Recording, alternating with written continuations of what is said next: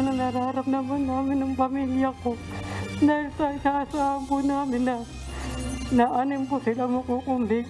Pero kabaliktaran po ang nangyari.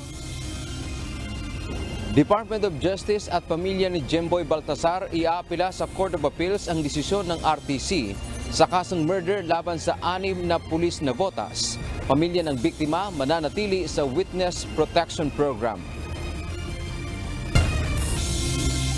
In terms of defense and security, that will actually be talked, will be discussed, but also in terms of what's happening in the region and what is happening within our region. One issue will be South China Sea. Usapin sa defense, seguridad at South China Sea kabilang sa mga tatalakayin ni Pangulong Ferdinand Marcos Jr. sa pagbisita sa Australia. The activities of China in the West Philippine Sea has been going on for quite some time now when it comes to interference on our electronic capabilities. Electronic interference sa mga barko ng Pilipinas sa West Philippine Sea. Matagal nang nararanasan ayon sa Philippine Navy. Whatever alibis they want to hintayin nila yung subpoena, and later pag isnabin pa nila yung subpoena, hintayin nila yung warrant of arrest. So magiging dalawa yung warrant nila kung sa krimen na ginawa nila at warrant coming from Senado. Yes, sir. You inform them accordingly. Dalawang sospek sa pagkawala ng beauty queen na si Catherine Camilon ipinasapina ng Senado.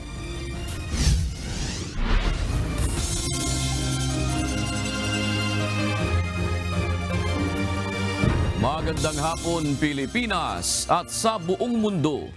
Una sa ating mga balita. 2 beses biyabiyahe si Pangulong Ferdinand Marcos Jr. patungong Australia. Ayon sa Department of Foreign Affairs, ang unang biyahe ng Pangulo ay tututok sa pagpapalakas sa relasyon ng Pilipinas at Australia, habang dadalo rin si PBBM sa ASEAN-Australia Special Summit. Ito ang balita ni Nel Maribuhok. So in terms of defense and security, that will actually be talked, will be discussed, but also in terms of what's happening in the region and what is happening within our region. One issue will be South China Sea.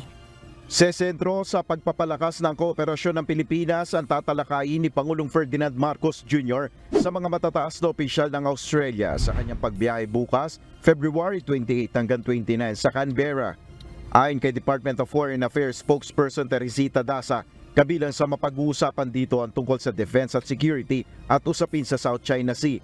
Makakaharap ng Pangulo ang nag-imbita sa kanya sa Canberra na si Governor General David Hurley. Makikipagpulong rin siya kay Australian Prime Minister Anthony Albanese. Ayon sa DFA, may mga kasunduan na inaasahang malalagdaan ng dalawang bansa, ngunit tumanggi na ang ahensya na idetalye pa ang agreements na ito. Bukod dito, haharap din ang Pangulo sa Parliament ng Australia. During this visit, the President will have the honor of addressing the Parliament of Australia, where he is expected to convey a shared vision and future with Australia under the ambit of the strategic partnership and informed by common history, long-standing people-to-people ties, and mutual adherence to the rules-based order and international law. Matapos ito ay bibiyahe muli si PBBM sa Melbourne mula March 4 hanggang 6 para dumalo naman sa Association of Southeast Asian Nations o ASEAN-Australia Special Summit. Ayon kay DFA Office of the ASEAN Affairs Assistant Secretary Daniel Espiritu, bibigyan diin ng Pangulo sa summit ang ukol sa maritime issues at pagsusulong ng mapayapang paraan ng pagresolba sa anumang hindi pagkakaunawaan sa rehiyon. The President may also highlight ASEAN-Australia cooperation on maritime issues, climate and clean energy track, people-to-people exchange, and economic cooperation. At the Leaders' Retreat, the President may encourage Australia to remain committed to the peaceful resolution of disputes and to maintain respect for the rules-based international order and multilateralism, which is currently very much under challenge. Sa sidelines ng summit, magkakaroon ng bilateral meeting si Pangulong Marcos sa Cambodia at New Zealand. Makakaharap rin ng Pangulo ang Filipino community sa Melbourne at ilang mga negosyante. Nel Maribuhok, UNTV News and Rescue, Diyos ang aming sandigan, serbisyo publiko ang aming pinahalagahan. Pinulong ni Pangulong Ferdinand Marcos Jr. ang Department of Education, Technical Education and Skills Development Authority o TESDA at iba pang ahensya ukol sa mga hamon na kinakaharap ng senior high school students. Inatasan ng Pangulo ang mga kinaukulang ahensya na gumawa ng mga hakbang upang mapalakas ang curriculum ng senior high school para agad na makakuha ng trabaho. Nagbabalik si Nel Maribuhok. For example, may yung mga subjects ng DepEd, tiningnan po ng TESDA yon at meron po kaming mga pinasok or mga inintegrate na mga skills development doon po sa curriculum. Pinaplano na ngayon ng Department of Education, Commission on Higher Education at Technical Education and Skills Development Authority o TESDA na maisama na sa curriculum sa senior high school ang skills development. Ibig sabihin ng mga piling tech voc skills na inaalok ng TESDA ay sasama na sa ituturo sa senior high students. Sa ganitong paraan, ayon kay TESDA Deputy Director General Rosana Ordaneta, agad na makakakuha ng trabaho ang mga estudyante sa pamamagitan ng makukuha rin nilang sertipikasyon. Pagka-graduate ng bata, hindi lang po siya may diploma, meron din po siyang national certificate na pwede niyang gamitin kung gusto niya pong magtrabaho. Ayon sa TESDA, nais ni Pangulong Ferdinand Marcos Jr. na mapalakas ang kurikulum ng senior high school. Nilinaw naman ni TESDA Director General Suharto Mangudadatu na wala namang bubuuing bagong kurikulum. Ang curriculum is walang babaguhin. Walang babaguhin. Pero doon sa prioritization ng lesson plan, yun lang ang bigyan nila ng konting emphasis. Ayon sa TESDA, target ng Marcos government na solusyonan ang mababang antas ng mga estudyante na nakakapasok sa trabaho matapos makagraduate sa senior high school. Yun yung gusto namin na ma-improve because yung sinasabi ng PIDS sa study nila, only 20% out of the total senior high school graduates have landed sa employment. Wala pang tiyak na petsa kung kailan ang implementasyon ng planong ito, ngunit ayon sa TESDA, nais ni Pangulong Marcos na agad itong maipatupad sa lalong madaling panahon. Nel Maribuhok, UNTV News and Rescue, Diyos ang aming sandigan, serbisyo publiko ang aming pinahalagahan. Matagal nang nakararanas ng electronic interference ang mga barko ng Pilipinas sa West Philippine Sea. Ito ang inihayag ng Philippine Navy spokesperson for the West Philippine Sea kasabay ng ulat ng Philippine Coast Guard na 3 beses nang ginagamitan ng signal jammer ang kanilang automatic identification system sa Bajo de Masinloc. Ito ang balita ni Ryan Lacanlale. The activities of China in the West Philippine Sea has been going on for quite some time now. When it comes to interference on our electronic capabilities. 3 hanggang 4 na taon o higit pa na nararanasan ng Philippine Navy ang signal interference sa West Philippine Sea. Ito ang inihayag ni Commodore Roy Vincent Trinidad, ang tagapagsalita ng Philippine Navy. Kasunod ito ng naranasang jamming incident ng Philippine Coast Guard sa Automatic Identification System o AIS ng kanilang mga barko nitong mga nakaraang rotational deployment sa Bajo de Masinloc. We have noted an increase in cyber interference, electronic interference, jammings and stuff like that. Not only for equipment of the ship but also for land-based communication equipment. And this usually happens or are noted during preparation stages for RORI missions. Ayon kay Commodore Trinidad, minimal lang ang epekto nito dahil hindi naman naaapektuhan ang navigational capability ng ating mga barko. Pero naaapektuhan nito ang communication gaya ng paggamit ng cellphone at radio transmission. So there are times that interference or the ability to communicate is affected. Na hindi naman siya yung normal na shortcomings ng ating communications, but you know that there's a deliberate attempt to prevent you from communicating ship to ship or on land. Not only for our communication aboard ship, or on land, but also cell phones. Ayon sa Philippine Coast Guard, 3 beses na nilang naranasan ang jamming sa AIS ng kanilang mga barko. Gayun din ang Bureau of Fisheries and Aquatic Resources o BFAR kapag nagsasagawa sila ng rotational deployment sa Bajo de Masinloc. Naranasan ito sa magkakasunod na deployment ng BRP Teresa Magbanwa, BRP Datu Tamblot at BRP Datu Sanday. Ang Automatic Identification System o AIS ay ginagamit ng mga barko para matukoy ang kanilang lokasyon gamit ang satellite. Ginagamit ito para sa ligtas na paglalayag sa karagatan. Ayon naman sa PCG, nangyayari ito sa tuwing naglalabas ng pahayag ang China na itinataboy nila ang barko ng PCG at BFAR sa lugar.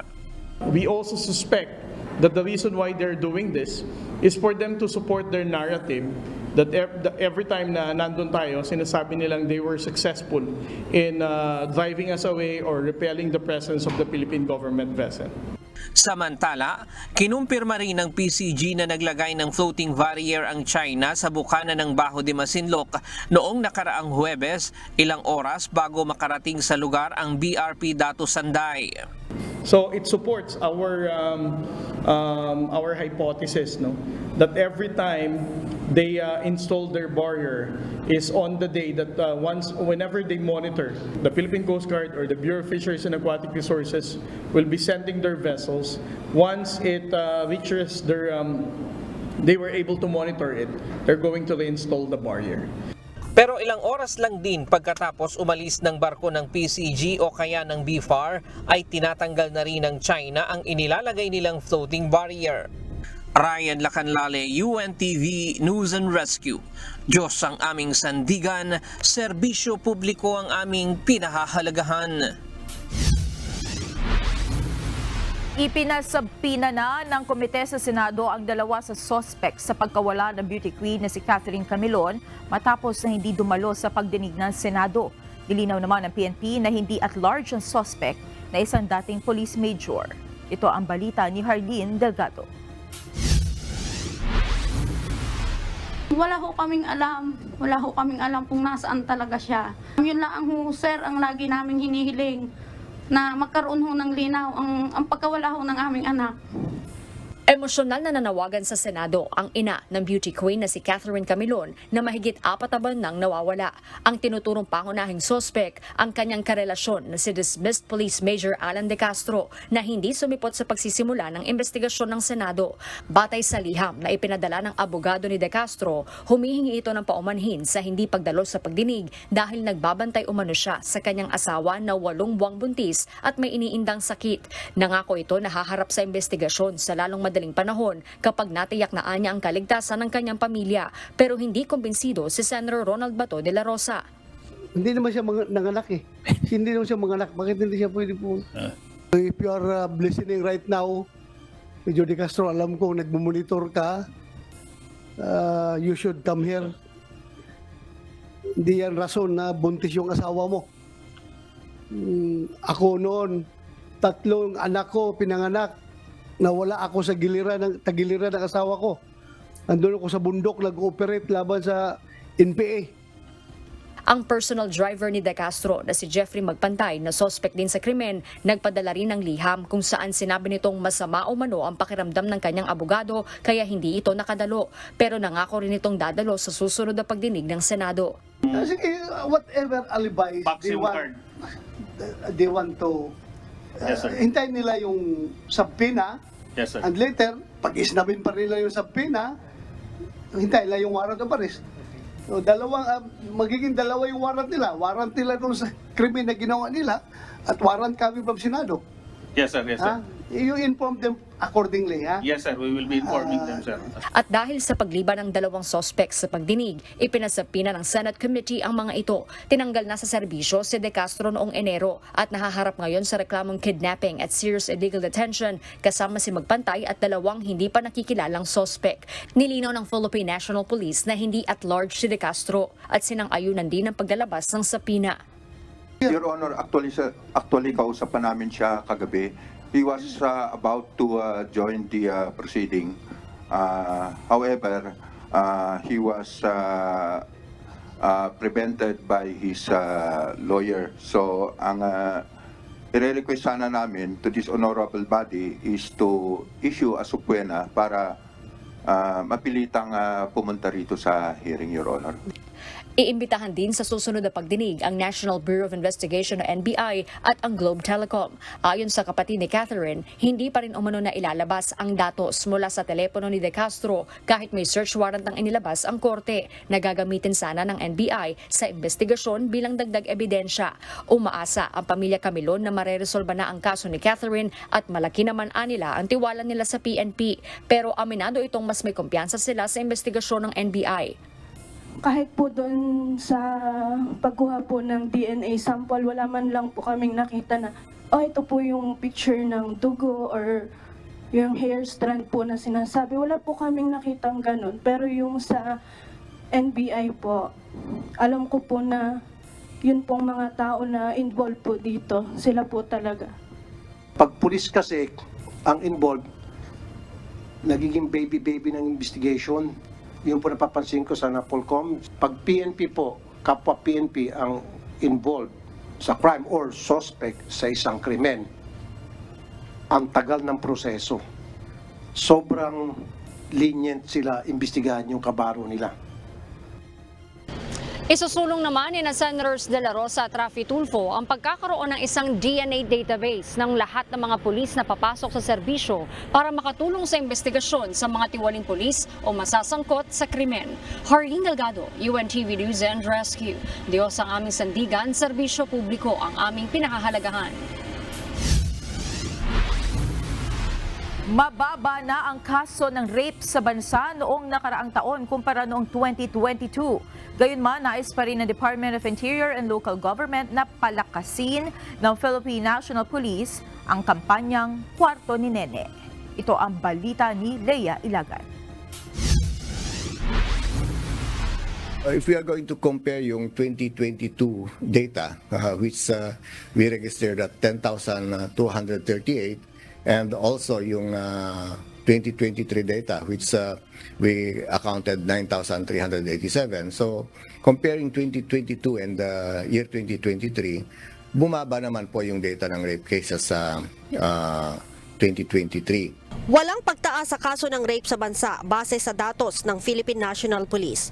Ayon kay PNP Chief Police General Benjamin Acorda Jr., halos 1,000 ang ibinaba nito noong isang taon na mayroong 9,387 na kaso lamang kumpara noong 2022 na mayroong 10,238 na kaso. Nitong Enero ng taong kasalukuyan, nasa 380 ang naitala ng PNP na rape cases.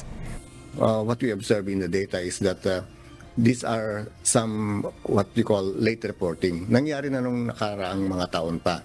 So what I'm seeing is there is much awareness now and things are being reported already. That might be one of the reasons na parang ang impression is lumalantad na yung problema. But so far, based on statistics, mas mababa naman. Bumaba naman yung trend.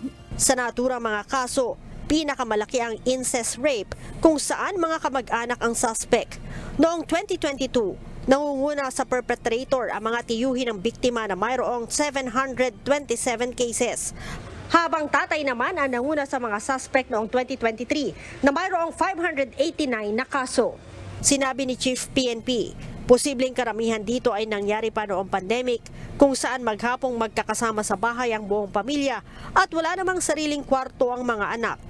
There are some municipalities supported by local government units na kadalasan kasi yung mga bahay na walang division, yun ang nangyayari. So they started helping their constituents by putting up houses na medyo may privacy ng konti mga children. Ang DILG, ipinag-utos na sa PNP na palakasin ang programang Kwarto ni Nene kung saan tutulong ang PNP sa paglalagay ng partition o kwarto sa mga bahay lalo na sa mga liblib na lugar. Pinakikilos na din ng DILG ang mga LGU na regular na dalawin ang bahay ng mga OFW sa kani-kanilang nasasakupan, lalo na kung tanging tatay o kamag-anak lamang ang naiiwang bantay sa mga bata. Sinabi ni General Acorda, tumutulong ang PNP sa information drive laban sa rape.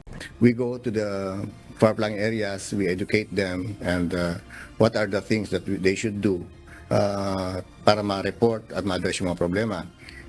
And at the same time, makita natin na there are some who are reporting it but reluctant to file charges and complaint. So ang ginagawa natin, tinutulungan natin.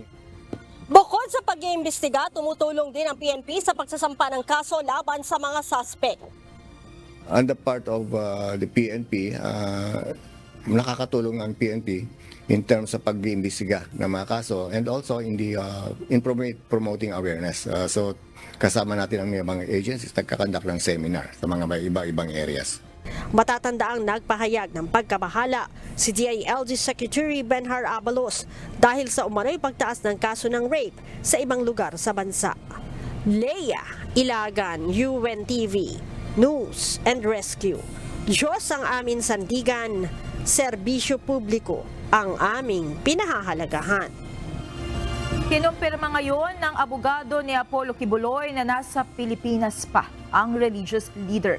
Sa isang panayam kay Attorney Ferdinand Topacio ngayong araw, sinabi nito na nasa Pilipinas pa si Kibuloy, gayunman nag-iingat ito bunsod ng sinasabing mga banta sa kanyang seguridad. Ayon pa kay Attorney Topacio, nakatakdang magpulong ang legal team ni Kibuloy upang konsultahin ito hinggil sa susunod nilang legal move. Nauna nang iginiit ni Kibuloy na hindi siya dadalo sa pagdinig ng Senado. Iaapela ng Department of Justice at ng pamilya ni Jemboy Baltazar ang naging hatol ng korte sa kaso ng pagkamatay ng binatilyo.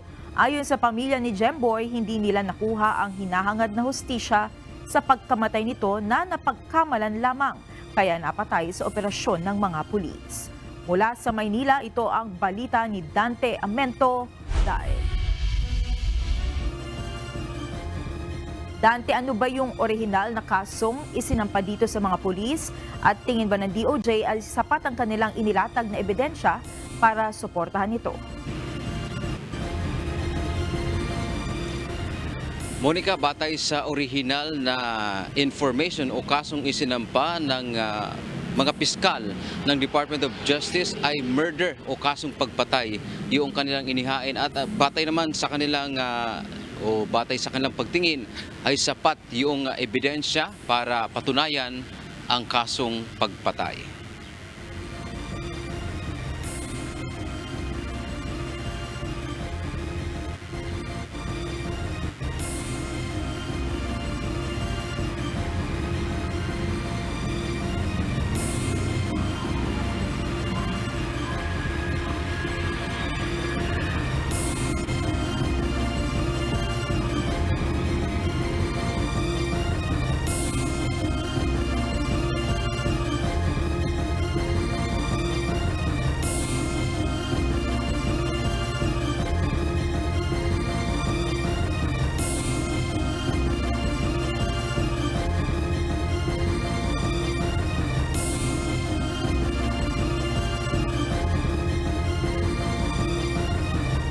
Monica, hindi matatanggap ng pamilya ni Jemboy Baltazar ang naging hatol ng korte sa kaso ng pagkamatay ng minor de edad matapos pagbabarilin ng mga pulis sa Navotas noong August 2, 2023. Matapos mapagkamala na ito nga yung tinutugis nilang sospek.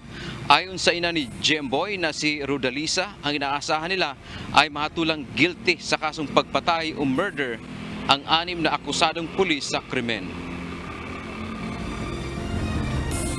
Masakit po na nararamdaman namin ng pamilya ko dahil sa inaasahan po namin na 6 po sila makukumbig pero kabaliktaran mo ang nangyari. Subalit batay sa ibinabang desisyon ng Navotas City Regional Trial Court Branch 286 kanina, hinatulan lamang na guilty sa kasong homicide ang isa sa mga pulis na si Police Staff Sergeant Jerry Maliban. Katwiran ng korte, hindi umano naman plano o intensyon ang pagpatay sa biktima kaya homicide lamang ito at hindi murder. Si Police Staff Sergeant Jerry Maliban po ay napatunayan may kasalanan lang ito sa homicide dahil sa page 33 po ito na decision, no? Police Staff Sergeant Maliban cannot be said to have employed means, methods, or forms in the execution of the crime. In short, hindi po napatunayang pinano niya yung paraan kung paano niya gagawin ng krimen. Makukulong ng 4 hanggang 6 na taon si Maliban at pinagbabayad ng 50,000 pesos na danyo sa pamilya ng biktima. Monica, 4 naman ang hinatulan sa illegal discharge of firearms o nagpaputok lamang umano ng baril, ngunit hindi target ang biktima. Ito ay sina Police Staff Sergeant Nico Pines Esquilon, Police Executive Master Sergeant Roberto Balais Jr., Police Corporal Edward Jake Blanco, at Patrolman Benedict Mangada. 4 na buwang pagkakakulong ang hatol sa mga ito. Samantala, Monica, inabsuelto naman ng hukuman o acquitted si Police Staff Sergeant Antonio Bugayong Jr. dahil hindi umano napatunayan na nagpaputok ito. Ayon sa Department of Justice o DOJ at mga magulang ni Jemboy, iaapila nila ang kaso sa Court of Appeals at ang Office of the Solicitor General ang siyang hahawak dito. Paliwanag ng DOJ, bukod sa may legal remedies pang natitira, paniwala nila magkaiba sila ng pagtingin ng judge sa kaso, partikular na sa issue ng conspiracy at kung makatwiran nga ba ang ginawang pamamaril ng mga pulis sa biktima.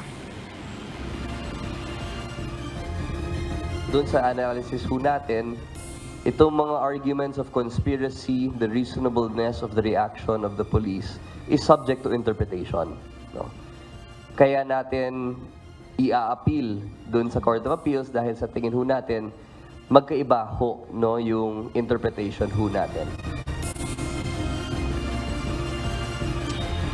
Gaya ng pamilya Baltazar, naniniwala ang DOJ kulang ang hustisya sa naging hatol ng hukuman. Itong decision ngayon ay sa tingin ho namin hindi sapat dahil meron makakalaya na mga pulis, subalit meron ding nawala sa Baltazar family. No? So, tignan ho natin yung balance nun. Monica, umaasa naman ang magulang o mga magulang ni Jemboy na hanggat hindi pa tuluyang maisasara ang kaso ay makakamit nila ang tunay na katarungan para sa kanilang anak. Pamilya ko na itutuloy po namin yung laban, na makuha po talaga namin yung totoong hustisya para sa pagkamatay ng anak ko na si Jemboy. Hindi po sapat yung ang hatol sa kanila. Hindi po sapat sa aming pamilya. Kasi po masakit sa amin.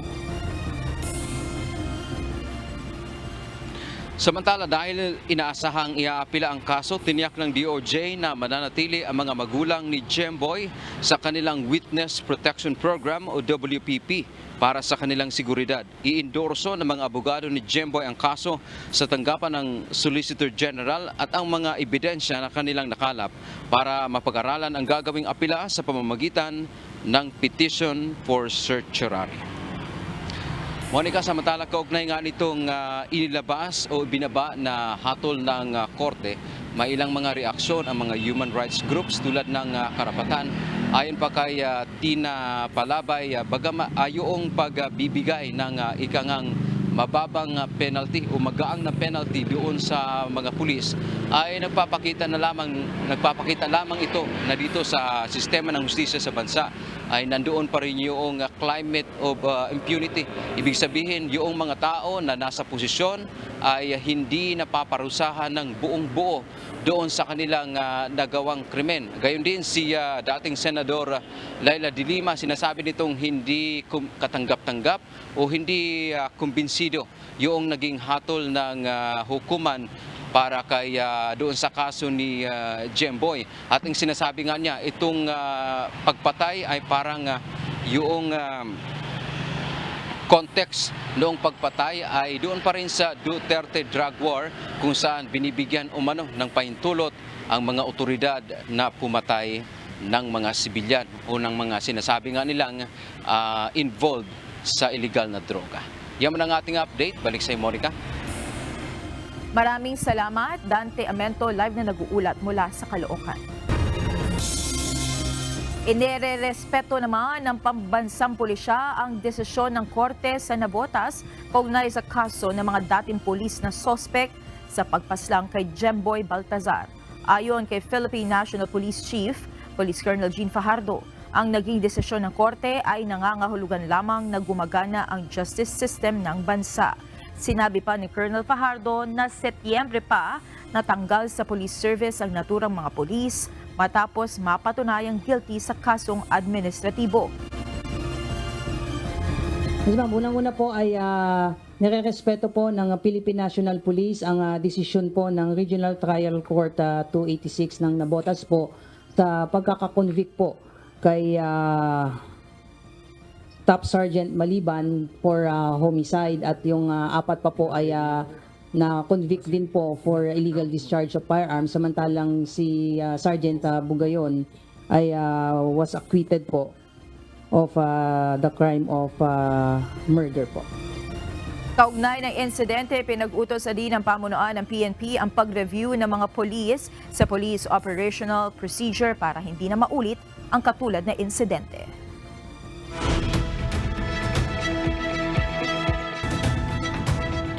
Nagrereklamo ang ilang South Korean nurses dahil sa dagdag trabaho na ibinigay sa kanila bunsod pa rin ng nagpapatuloy na protesta ng mga doktor doon.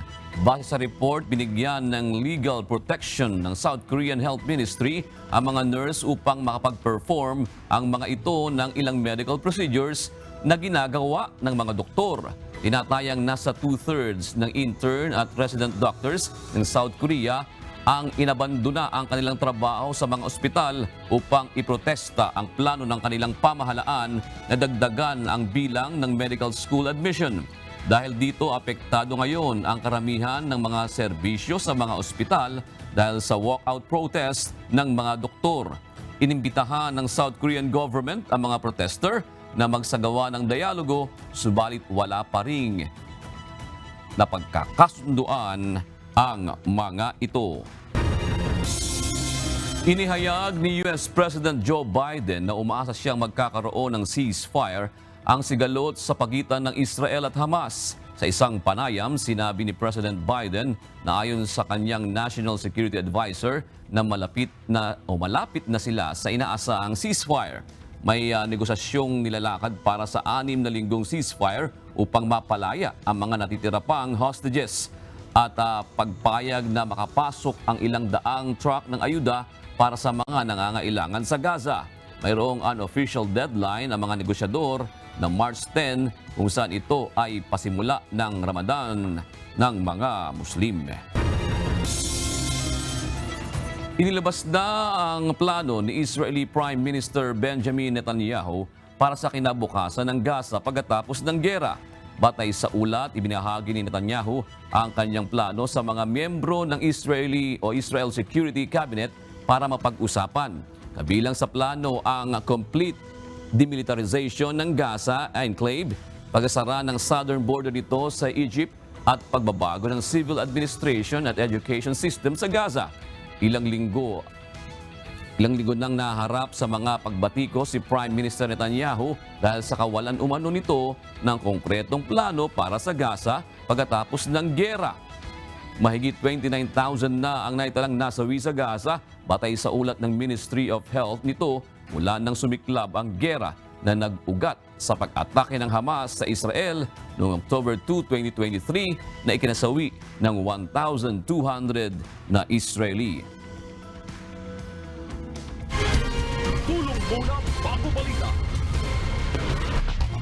Sugatan ng isang motorcycle rider sa Davao City matapos sumemplang dahil sa mga kawad na nakalaylay sa kalsada na pumulupot sa kanya.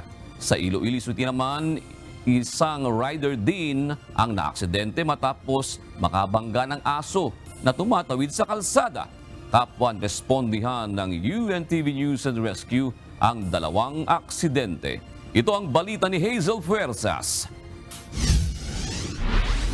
Tama sir, ang ginawa ko. Ano man, nag-isay ka ba? Ayun nga rin niya. Sa inuhan sila ikaw, nasa may pinakasakit.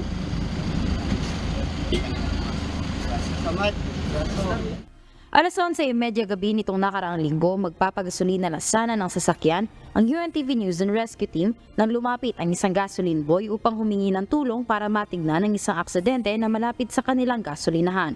Kita sir, nagabantay lang ko nga kuan, nga na disgrasya kay gusto manggod gayo yung pagkapaka god.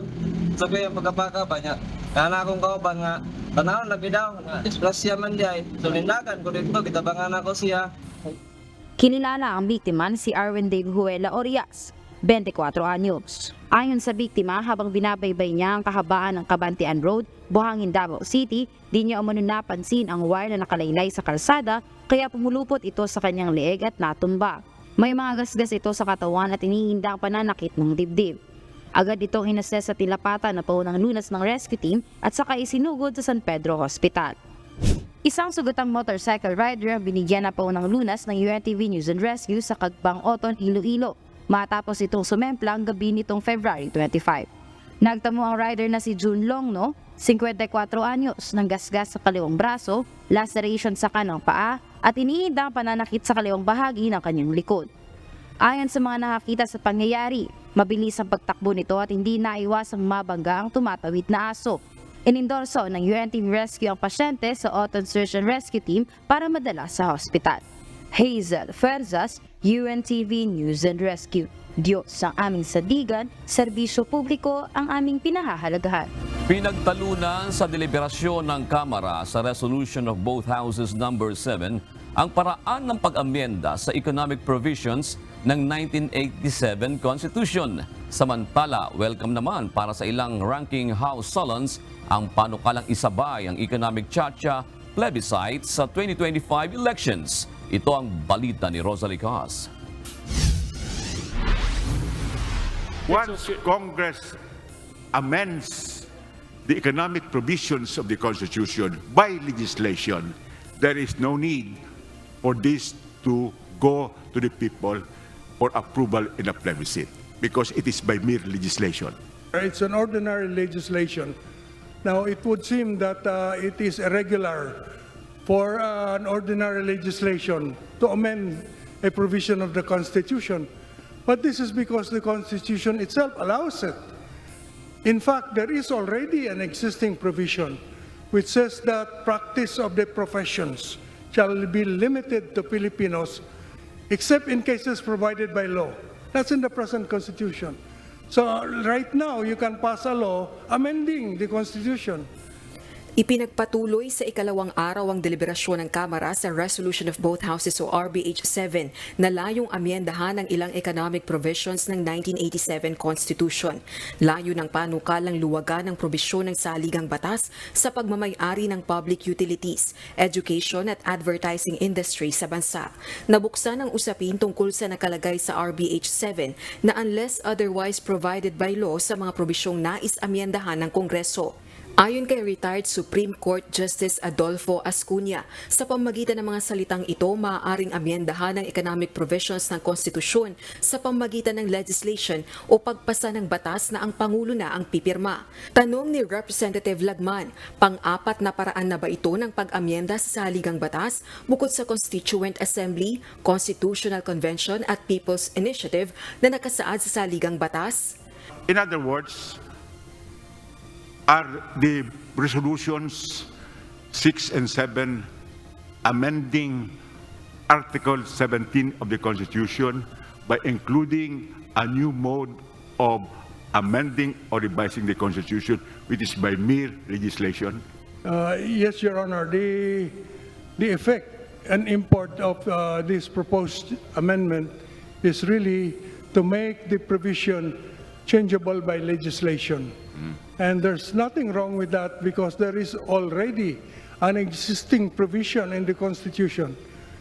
Taliwas ito sa ipinunto kahapon ni retired Chief Justice Reynato Puno na naniniwalang maaaring pagmula ng constitutional challenge ang mga salitang unless otherwise provided by law. Use of the phrase unless otherwise provided by law is vulnerable to another constitutional challenge. Number one, Your Honors, allowing Congress to use its law-making powers to amend the Constitution may be questionable. Number two, the laws that will be passed by Congress for this purpose will not be approved by the people in a proper referendum. Kaya suhestyon ng retired Chief Justice, pawalang bisa na lang ang economic provisions sa 1987 Constitution na nais amyendahan ng Kongreso. Gayon din ang Article 2, Section 19 ng Konstitusyon kung saan nakasaad na dapat bumuo ang Estado ng pambansang ekonomiyang nakatatayo sa sarili at malaya na epektibong kinokontrol ng mga Pilipino. Inilatag naman ni Mandaluyong City Lone District Representative Neptali Gonzales II, Deputy Majority Leader, ang target timeline ng Kongreso na maipasa ang RBH 7 bago ang session break sa Marso. It will be scheduled for second reading in plenary on March 11, 12, 13, which is Monday, Tuesday, and Wednesday. And hopefully, if we are able to finish and approve the same on second reading, then in compliance with our rules, copies of which will be distributed, and after 3 days from distribution, it can be scheduled for third reading. Samantala, welcome development naman para sa mga kongresista ang inihayag ni Senate President Juan Miguel Zubiri na nais ni Pangulong Bongbong Marcos Jr. na maisabay sa 2025 elections ang plebisito para sa economic tsa-tsa. Ito ay kahit hindi nila mismo napakinggan ang pahayag ni PBBM kaugnay ng issue. Gayunman kung sila ang tatanungin, mas mainam kung matatapos agad ang deliberasyon at kung hindi na isasabay ang plebisito sa eleksyon upang wag mahaluan ng politika. So it's good that we do have this time frame, although we have yet to hear what the President really has to say about this. Because come 2025, it would be an election season. And the reason why we're fast-tracking this discussion and the amendments is because we want to insulate this from political innuendos and political interpretation.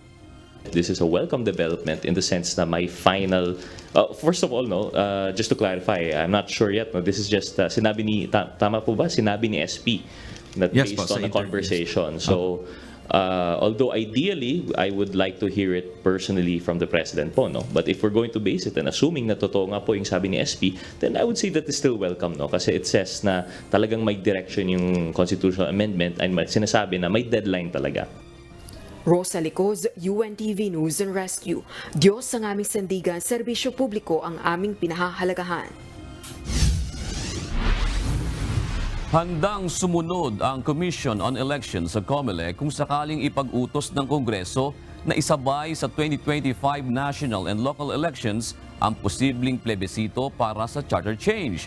Ayon kay COMELEC Chairman George Erwin Garcia, pwede namang ilagay sa isang balota ng mga kandidato ang tanong para sa plebisito hinggil sa planong baguhin sa konstitusyon.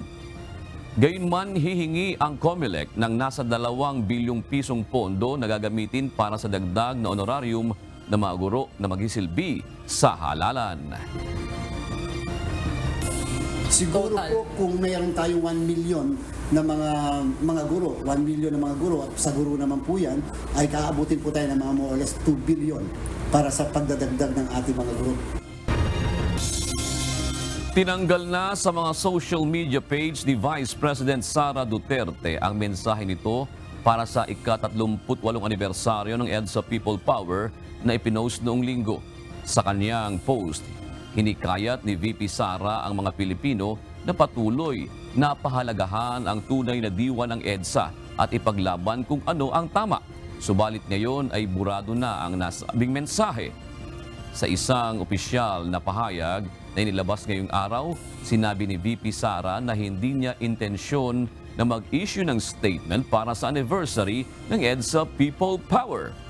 Anya, nananatili ang kanyang posisyon noong 2017 kung saan sinabi nito na hindi umano niya naunawaan kung bakit ang nasabing revolusyon ay naging standard definition ng paglaya ng ating bayan.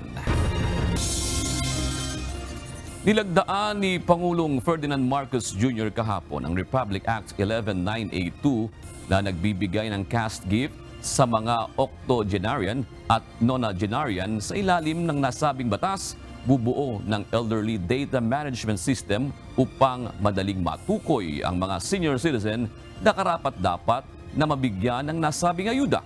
Pero wala pa umano sa kalahati ng kabuang bilang ang mga senior citizen ang nakalista sa database ng gobyerno. Ito ang balita ni Jed Neresina.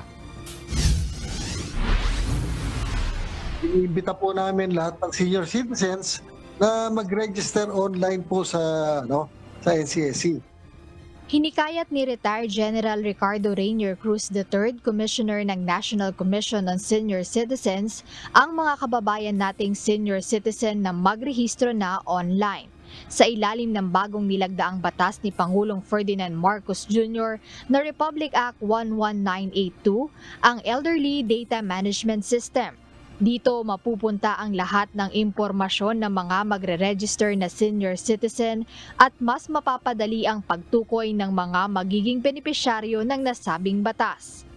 Kailangan po namin na para sa pagbigay po ng ayuda, mabilis po kami distribute. Importante malaman kagad natin yung mga senior citizens natin. Dagdag ni Cruz, minamadali na rin ng komisyon ang paggawa ng Implementing Rules and Regulations o IRR ng nasabing batas upang magkaroon na ng budget sa susunod na taon. Sabi namin, papaspasan namin itong paggawa ng IRR at sana makahabol po kami sa budget call ng DBM. Mga last day daw po ay April 30 ngayong taon na to. Kailangan masabitan namin yung IRR para umabot po next year ang pondo ng budget ng batas na to. Sa ngayon ay nasa 4 na milyong senior citizen pa lang ang nakakapagparehistro at wala pa ito sa kalahati ng nasa 10 milyong senior citizen sa bansa. Jed Neresina, UNTV News and Rescue. Diyos ang aming sandigan, serbisyo publiko ang aming pinahahalagahan. Aabot sa mahigit 106 billion pesos ang pondong inilaan ng pamahalaan para sa Pantawid Pamilya Pilipino Program o 4Ps sa ilalim ng 2024 General Appropriations Act. Sa pamamagitan nito, aabot sa nasa 4.4 milyon na mga kwalipikadong pamilya ang matutulungan ng gobyerno. Ayon kay Budget Secretary Amina Pangandaman, mas malaki ito kumpara sa inilaang budget noong 2023 na nasa mahigit 102 billion pesos lamang. Sakop ng pondo ang educational subsidies mula 300 hanggang 700 pesos kada buwan para sa mahigit 7 milyong estudyante. Gayon din ang 750 pesos na buwan ng health subsidies at 600 pesos na monthly rice subsidies. Naniniwala si One Rider Party List Representative Raj Gutierrez na maipapasa ng Kamara ang motorcycle taxi bill bago ang State of the Nation address ni Pangulong Bongbong Marcos Jr. sa Hulyo. Partikular na ang House Bill No. 3412 o ang Motorcycle for Hire Act na layong gawing legal ang motorsiklo bilang public transportation vehicles. Sina One Rider Party List Representatives Gutierrez at Bonifacio Bosita ang mga may akda ng panukalang batas. Kamakailan nagbigay ng direktiba si Speaker Martin Romualdez sa mga kapwa-kongresista na gawing prioridad ang mga panukalang makatutulong na ibsan ang pasanin ng commuters sa public transportation. Tugon nito na liderato ng Kamara sa advokasya ni PBBM na paigtingin ang transportation options para sa publiko. Sa kasalukuyan, nasa pilot testing setup pa rin ang motorcycle taxi sa Metro Manila at Cebu simula taong 2019. Hopefully in the next few months, yung sa House version would be done. Definitely, I think before, if granted tuloy yung priority nito, hopefully before SONA at the very least, I would say. But that's based on just our assumption po, no? Just to be clear, personal assumption po namin based on how bills go. But this could really change depending rin po on, kasi admittedly, doon sa TWG, there are some differences But definitely fast-track na po ito given that prioritization by the President and by the Speaker.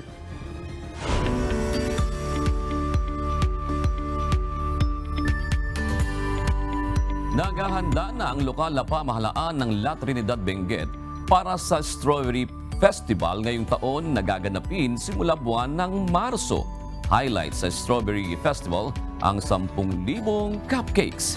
Ito ang balita ni Grace Doctolero. We will be having only strawberry cake feast, in which there will be a lot of replica of the giant strawberry cake, but we are going to introduce strawberry cups, not strawberry slice. We are supposed to have twin strawberry cake this year, but due to preparation, Ang pag-bake ng humigit kumulang 10,000 strawberry cupcake ay isa sa mga highlight ng 3 linggong Strawberry Festival sa Marso sa kabiserang bayan ng Benguet Province na kilala bilang Strawberry Capital of the Philippines.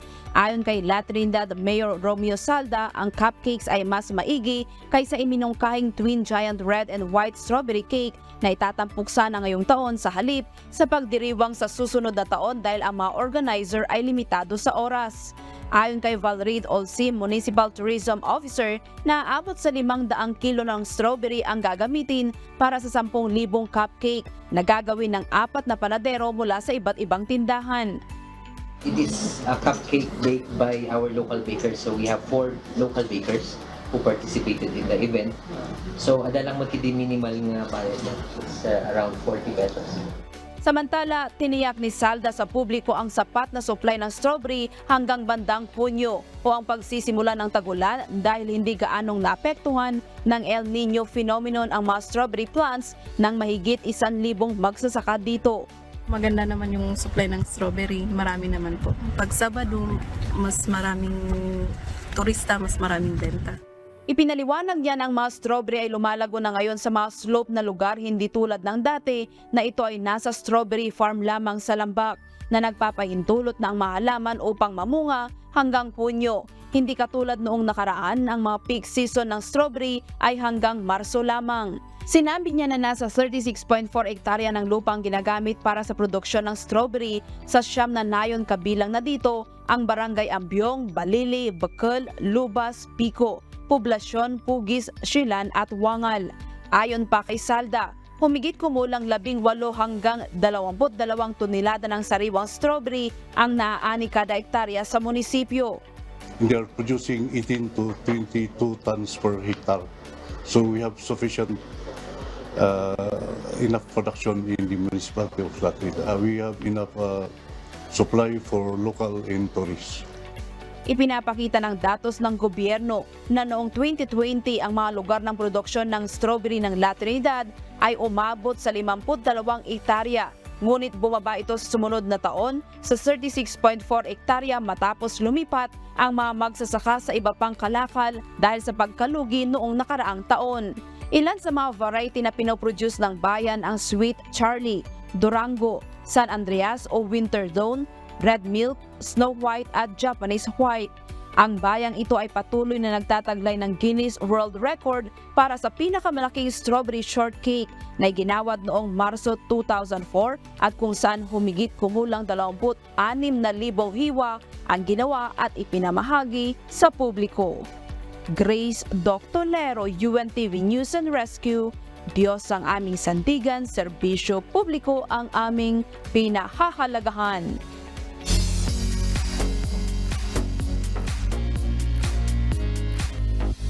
Iniimbestigahan ngayon ng Australian Police ang isang 71 anyos na lalaki na sinasabing ng atake ng isang photographer sa Neutral Bay Wharf sa Sydney alas 2:30 ng umaga noong Lunes. Sinasabing ang inireklamong matandang lalaki ay ang ama ng American pop superstar na si Taylor Swift. Base sa report ng umano'y biktima na si Ben McDonald, kinukunan niya ng larawan si Taylor Swift sa isang super yacht sa may Sydney Harbor, 4 na araw matapos ang kanyang concert doon. Matapos ito ay bigla na lamang umano siyang hinarangan ng payong sa mukha ng mga security ni Taylor Swift upang pigilan ito sa pagkuha ng larawan. At nang makaalis na ang sasakyan ng singer, bigla na lamang umano siyang kinumpronta ng ama ng singer at sinuntok sa mukha. Samantala, isang representative naman mula sa kampo ng singer ang nagsabing may 2 Australian paparazzi umano ang masyadong agresibo at nagpupumilit na makalapit sa superstar. Dagdag pa nito, pilit din umanong hinihila ng mga paparazzi ang security ni Taylor at nagtangkang tapunan ng tubig ang isa sa mga staff members ito. Sa ngayon ay patuloy pa ang investigasyon ng Australian Police hinggil sa insidente. Muling nahaharap sa panibagong kontrobersya ang co-owner ng Miss Universe organization na si Ann Jack Rajutatip matapos na mag-leak ang isang video kung saan sinabi umano nito na communication strategy lamang ang promotion ng inclusivity sa prestihiyosong beauty pageant. Sa naturang video, sinasabing nasa meeting si Jack Rajutatip kasama ang iba pang executives ng Miss Universe organization kung saan pinag-uusapan umano ang pagpayag na pasalihin sa pageant ang mga trans woman, gayon din ang mga married, divorce at mga kababaihan na lagpas na sa age limit. Sinasabing narinig sa nag-leak na video na binanggit ng 5 business mogul na ang nasabing social inclusion ay bahagi lamang ng kanilang policy upang papaniwalain ang mga aspiring na kandidata na bahagi sila ng pageant. Umani naman ng batikos sa mga netizen ang kumalat na video at tinawag na peke lamang ang promotion ng women empowerment ng Miss Universe pageant. Mariin naman pinabulaanan ni Jack Rajutatip ang nasabing issue at sinabing malisyoso lamang at taken out of context ang nilalaman ng video upang manipulahin ang publiko. Samantala, masayang ibinalita ng OPM band na Ben and Ben na isa sila sa special guest sa nalalapit na concert ng sikat na British singer-songwriter na si Ed Sheeran. Sa post sa kanilang Facebook page, masayang ibinahagi ng banda ang kanilang excitement bilang special guest sa concert. Ayon pa sa Ben and Ben, hindi nila lubos sa kalain na mangyayari ito kung saan dati ay nagko-cover lamang sila sa YouTube ng mga awit ni Ed Sheeran. Bukod sa Ben and Ben, special guest din si Callum Scott. Gaganapin ang concert ni Ed Sheeran sa darating na March 9 sa SMGC Festival Grounds.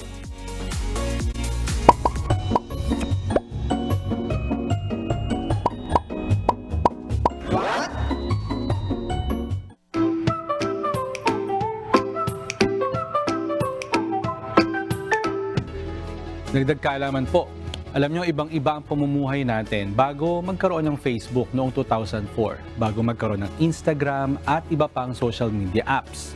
Noon kapag kakain tayo, hindi natin kailangan picturean yung kinakain natin. At yung pag-uusap ginagawa ng mukhaan o face-to-face. At sinasabi ng mga eksperto na malaki ang naging epekto nito sa ating mental health. Sasabihin ko sa inyo ngayon kung ano ang mga senyales at pag-uugali ng isang taong nangangailangan ng social media break. Batay po sa rekomendasyon ng mga eksperto. Isa-isahin po natin. Ang una, nagsisimula at natatapos ang araw mo sa social media. Ayon sa isang pag-aaral, 80% ng mga smartphone users ay nagche-check po ng kanilang cellphone 15 minuto pagkatapos gumising. Nagdudulot ito ng pagkabalisa sa umaga at sa gabi dahil palagi tayong nagche-check ng update sa social media. Kapag nakakasira na po sa cycle ng ating pagtulog, abay bawas-bawasan na po natin paggamit ng social media araw-araw. Pangalawa, hindi mo na na-enjoy ang mga bagay na hindi mo na ito pinopost sa social media. Kaya ang nangyayari, lagi ka naka-cellphone upang tignan kung sino yung mga nag-like sa post mo. Kaya para lumalabas, kailangan natin ng validation sa anumang gagawin natin na hindi na po maganda. Pangatlo, we spend too much time on social media. Paano ba masasabing sobra-sobra na yung oras natin sa social media? Ayon sa isang pag-aaral, ang isang tao nag-i-interact sa kanyang cellphone 2,617 times daily. Kaya, ang pinakamabisang gawin itanong mo na sa mga kasama mo kung lagi ka bang nakatitig sa iyong cellphone para malaman kung kailangan mo na ng break. Pang-apat, lagi mo na lang kinukumpara ang sarili mo sa iba. Isa ito sa mga pangit na epekto ng social media. Kapag nag-scroll ka, ang nakikita mo mga taong nakabakasyon, nag-e-enjoy habang ikaw nagtatrabaho o nasa bahay lang. And eventually, maiisip mo na sana ganun ka rin. At later, you would likely feel discontent and frustrated. At nakakasama daw ang epekto nito sa mga kabataan. Tinatawag nila itong compare and despair phenomenon. However, dapat nating maisip na hindi naman lahat ng tao ay laging nag-e-enjoy. Kung ano yung nakikita mo sa social media na magaganda, hindi po laging ganun ang buhay ng mga tao. May mga problema din sila gaya mo na hindi lang nila pinopost sa social media. Kapag ganito nangyayari sa'yo, take a break. At panglima, napapabayaan mo na ang mga priorities mo. Isa ito sa mga senyales ng addiction at negative habits. Kung estudyante ka, napapabayaan mo na ang iyong pag-aaral dahil sa social media. Kung empleyado naman, lagi mo na miss out ang deadlines. At kung nakikipag-date ka naman, may mas lagi kang nakatingin sa cellphone mo kaysa sa partner mo. Kung ganyan na nangyayari sa'yo, kailangan mo ng social media break. Kailangan natin ng social media break kung hindi na natin na-enjoy ang buhay araw-araw. Wala po sa maliit na cellphone ang buhay natin. Try mo lumabas at i-experience ang paligid mo. Umpisahan mo ng paunti-unti, 20 minutes, then gawin mo 30 minutes, hanggang mas matagal, mas maganda. Sana po may natutuhan kayo at laging tatandaan, mapalad ang tao na nakakasumpo ng karunungan at ang tao na nagtatamo ng kaunawaan.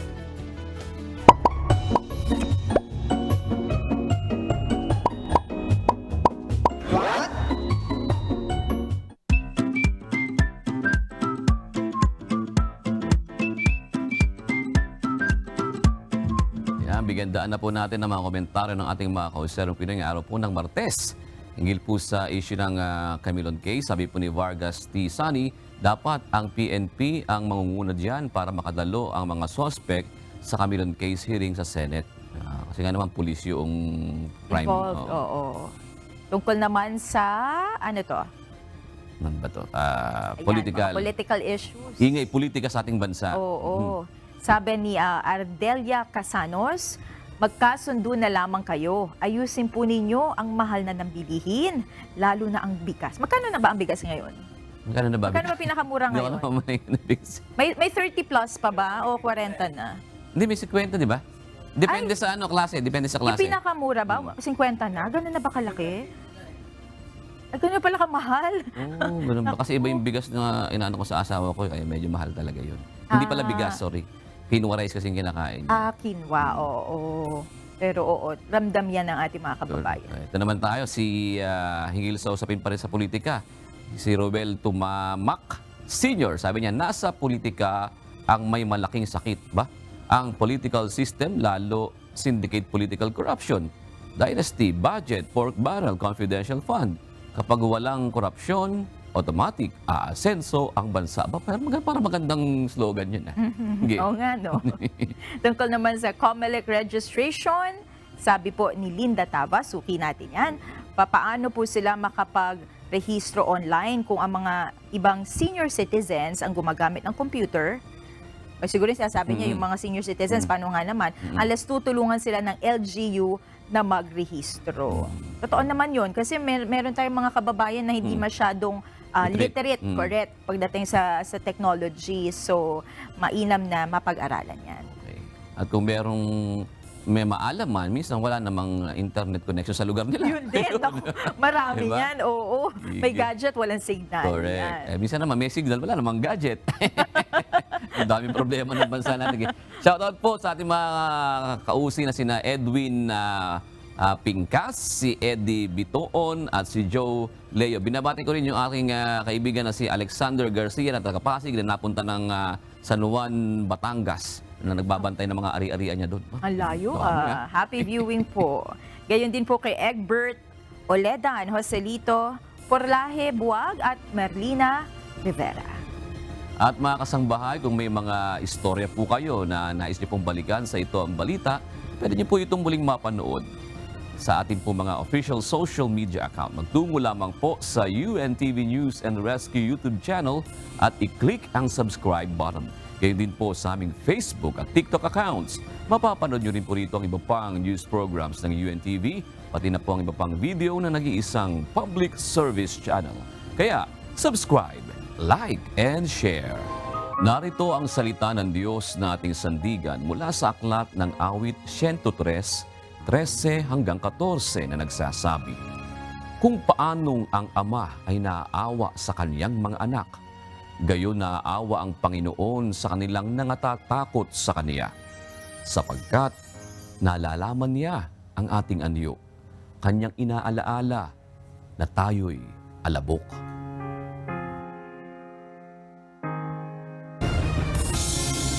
At yan ang naging kabuuan ng ating balitaan ngayong gabi. Aming inilahad ng buong katapatan kung paano namin nasaksihan. Kayo'y makapagtitiwala na ang aming nakita at narinig, ang aming ibinabalita. At dito po sa UNTV, Diyos ang aming sandigan, serbisyo publiko ang aming pinahahalagahan. Magandang gabi po.